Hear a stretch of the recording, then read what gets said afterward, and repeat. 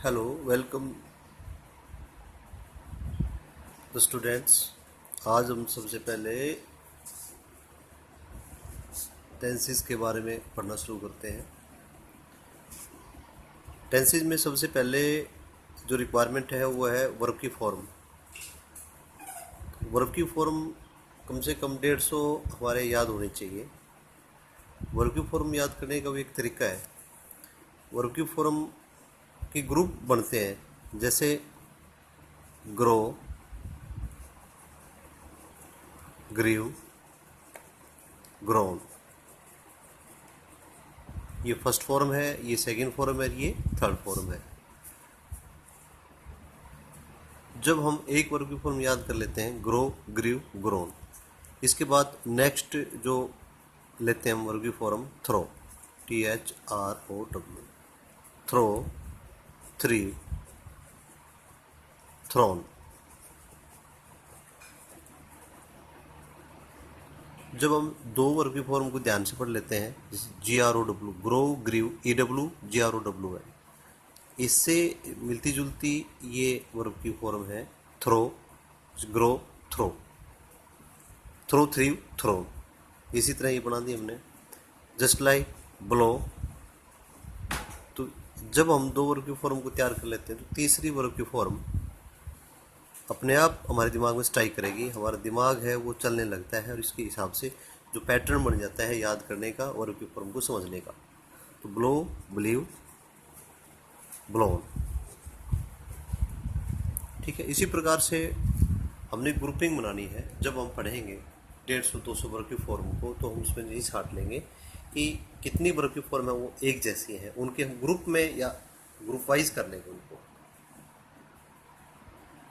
तो इस प्रकार से सभी स्टूडेंट ने डेली 5-10 वर्ब की फॉर्म रूटीन में याद करनी है, क्योंकि ये जो वर्ब की फॉर्म है ये हमें टेंसेज में भी चाहिए और पैसिव वॉइस में भी चाहिए और चेंज ऑफ नरेशन जब हम पढ़ेंगे तो उसमें भी चाहिए।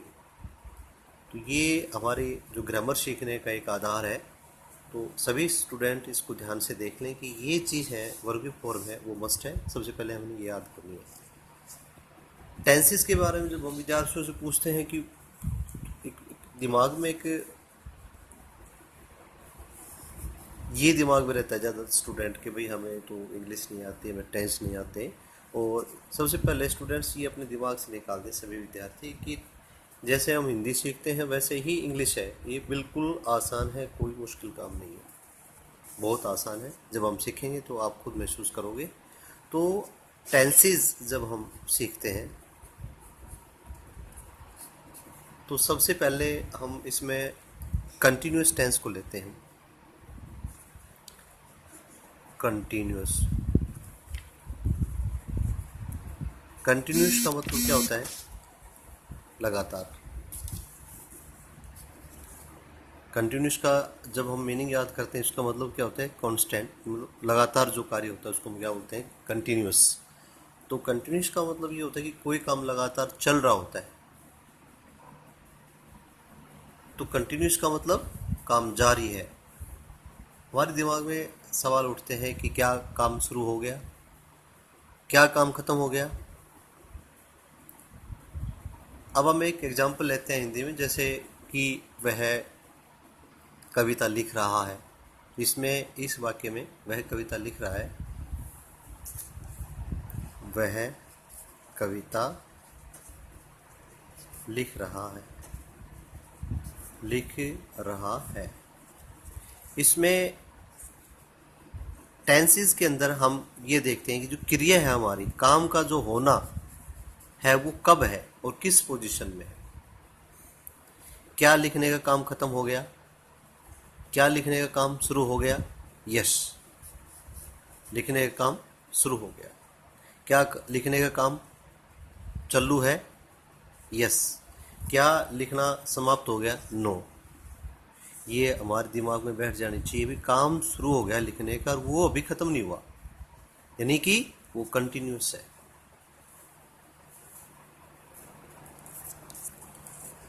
इस कंटिन्यूस को, काम जो चल रहा है उसको हम 3 टेंसेज में इसका अध्ययन करेंगे। Present, past future.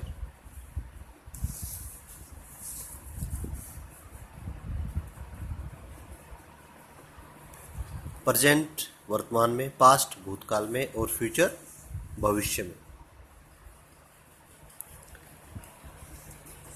वह कविता लिख रहा है, वह पास्ट में वह कविता लिख रहा था, फ्यूचर में वह कविता लिख रहा होगा।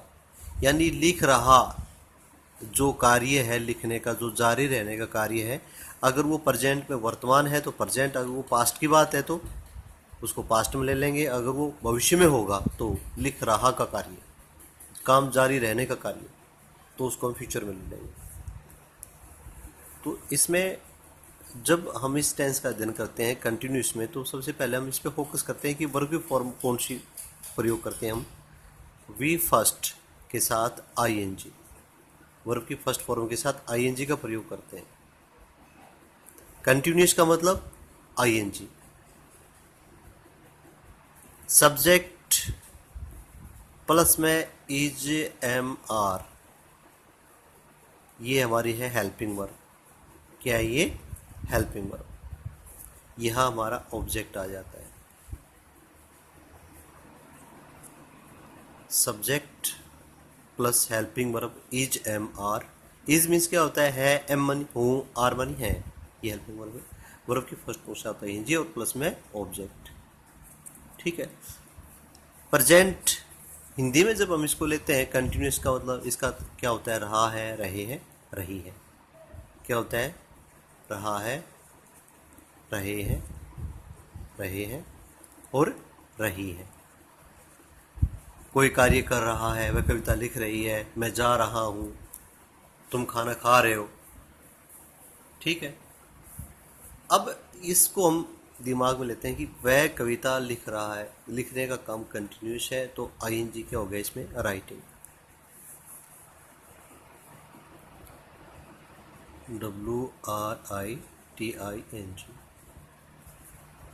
ठीक है। लिख रहा, राइटिंग। कौन? ही, सब्जेक्ट हो गया। अब ये देखना है ही के साथ इज एम आर में क्या लगेगा।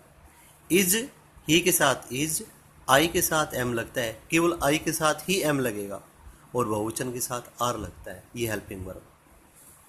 ही के साथ इज, शी के साथ इज, एक वचन थर्ड पर्सन के साथ इज, आई के साथ केवल एम लगता है, एम केवल आई के साथ लगता है, बहुवचन है तो आर लगेगा। तो he is, it is clear. भाई काम का करने वाला कौन है? ही। काम क्या हो रहा है? राइटिंग। पोजीशन क्या है? राइटिंग। लिख रहा है। क्या लिख रहा है? A poem. A poem, POEM। He is writing a poem. अब हम ये इस सेंटेंस का अध्ययन जब हम करते हैं तो ये क्या टेंस है, ये इसका कौन सा टेंस है, तो सबसे पहले हम ये देखते हैं कि ये राइटिंग है। किसी भी टेंस देखने के लिए हम ये देखते हैं कि उसकी वर्ब फॉर्म क्या है। तो आईएनजी जो होता है राइटिंग, वो कंटिन्यूस फॉर्म होता है। उसके बाद हम देखते हैं उसकी हेल्पिंग वर्ब। अगर ये प्रेजेंट है तो इज एम आर, अगर ये पास्ट है तो वाज वर हो जाएगा, और फ्यूचर है तो विल बी और शैल बी। बाकी चीज सेम होती है।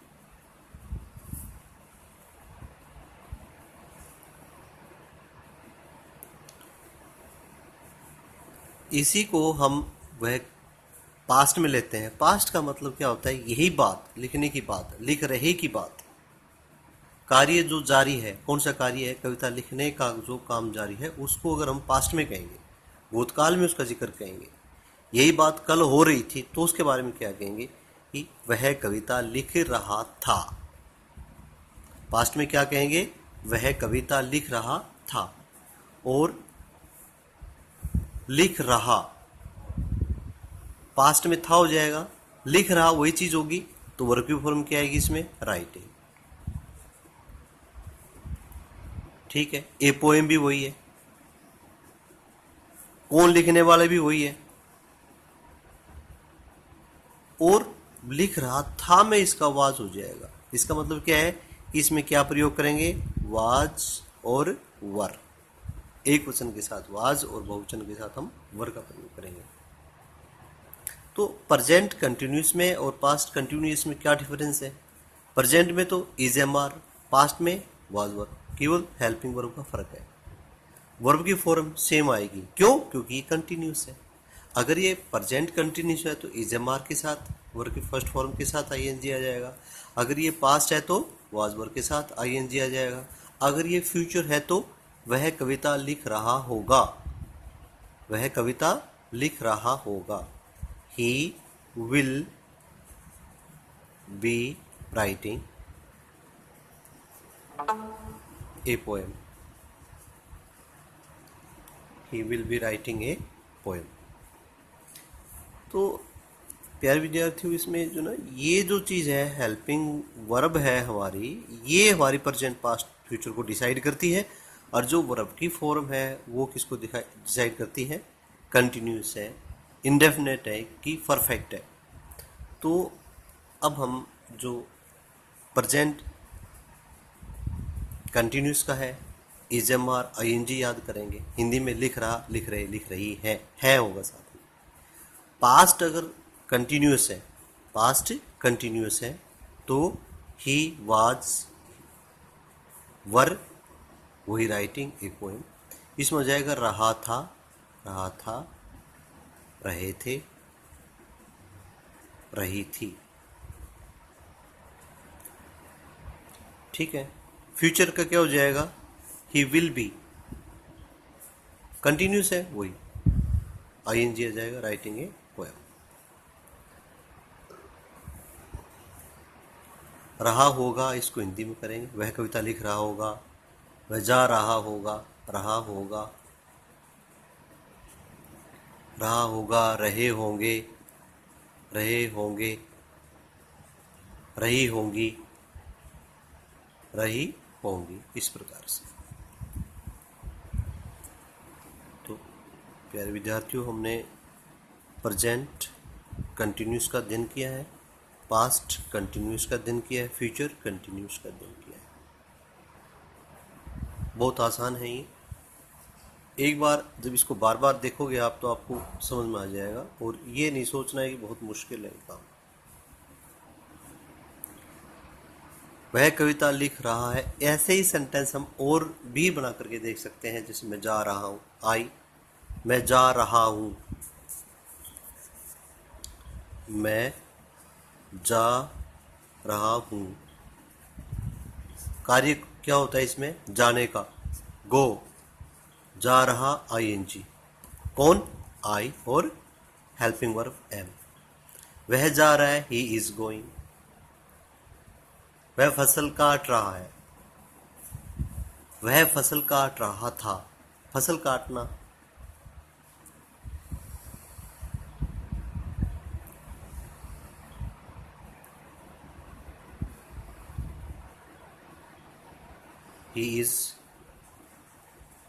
he was harvesting crops। Crops फसल होती है, वाज और वर्ब की फर्स्ट फॉर्म के साथ आईएनजी। ये क्या हो गया? कोई है इसका टेंस बताओ। तो टेंस बताने के लिए वर्ब की फॉर्म पे देखेंगे कौन सा है ये? कंटिन्यूस आईएनजी वाला। और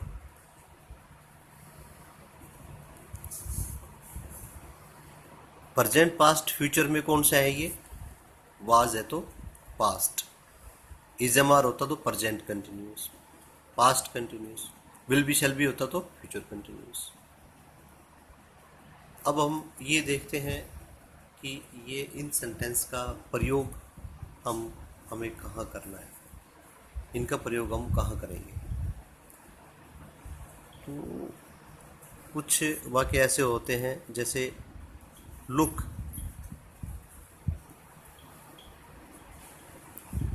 ही इज कमिंग। देखो, शुरू में क्या होता है ये? देखो, अलर्ट जहां करना हो। सुनो, हियर समवन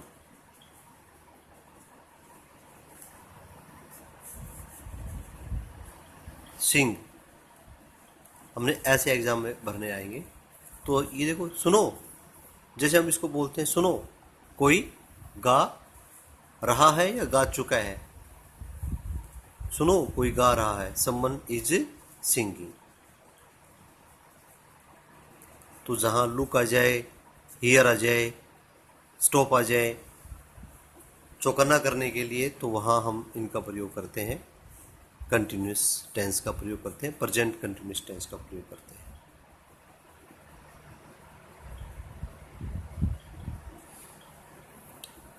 कुछ वाक्यों में नाउ ए डेज आ जाए, दीज डेज आ जाए, जैसे ही इज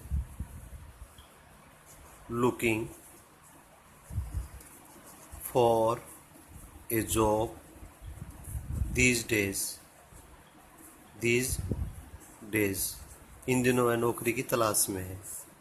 ठीक है, तो दीज डेज आ जाए, नाउ ए डेज आ जाए, नाउ आ जाए, एट प्रेजेंट आ जाए, तो उसमें हम वर्ब के फर्स्ट फॉर्म के साथ आईएनजी, यानी कि इसमें हम क्या प्रयोग करोगे, प्रेजेंट कंटिन्यूस। इसमें प्रेजेंट कंटिन्यूस टेंस का हम प्रयोग करेंगे। ठीक है, पास्ट कंटिन्यूस का प्रयोग हम कब करेंगे, पास्ट कंटिन्यूस, इसका प्रयोग कब करेंगे हम, जब हमारा जारी रहना, कंटिन्यूस क्या होता है, काम का जारी रहना, तो उसके साथ वाक्य का एक भाग होगा जो ये बताएगा कि ये पास्ट टेंस है, वहां वर्ब की सेकंड फॉर्म होगी।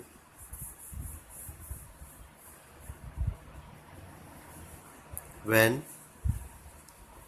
I visited his house,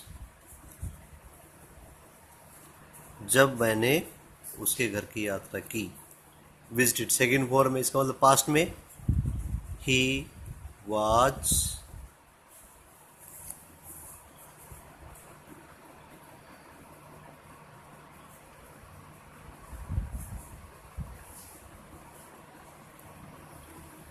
doing his homework. तो जब मैंने उसके घर की यात्रा की, घर पे उसको मिलने गया, तो ही वाज डूइंग, वह कर रहा था अपना होमवर्क। तो यहाँ ये सेकेंड फॉर्म दर्शा रही है कि इसमें कुछ जो लिंकर होते हैं एंड और व्हाइल, जब इसके एक तरफ प्रेजेंट कंटिन्यूस है तो दूसरी तरफ भी प्रेजेंट कंटिन्यूस होगा, और इसके एक तरफ पास्ट कंटिन्यूस है तो दूसरी तरफ भी पास्ट कंटिन्यूस होगा। ठीक है, एंड, व्हाइल और बट। ठीक है, ये अगर सेंटेंस कनेक्टर होते हैं, इनके पहले एक टेंस होता है तो दूसरे समय दूसरी साइड में भी वही टेंस होगा। For example, he is dancing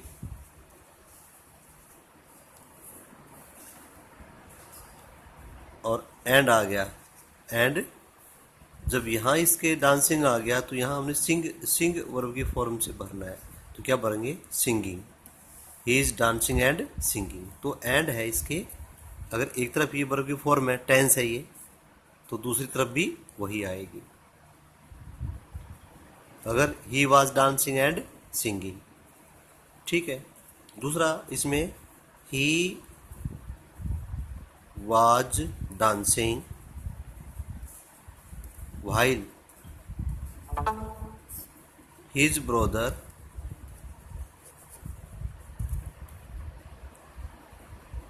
यहां करेंगे इसमें sitting, his brother was sitting। अब ये देखते हो while, जब while से पहले जो टेंस होता है तो while जो सेंटेंस करेक्ट होता है, ये शब्द है, इसकी दूसरी तरफ भी हम यही भरेंगे। अगर इधर पास्ट कंटिन्यूस है तो इधर पास्ट कंटिन्यूस, इधर प्रेजेंट है तो इधर प्रेजेंट है।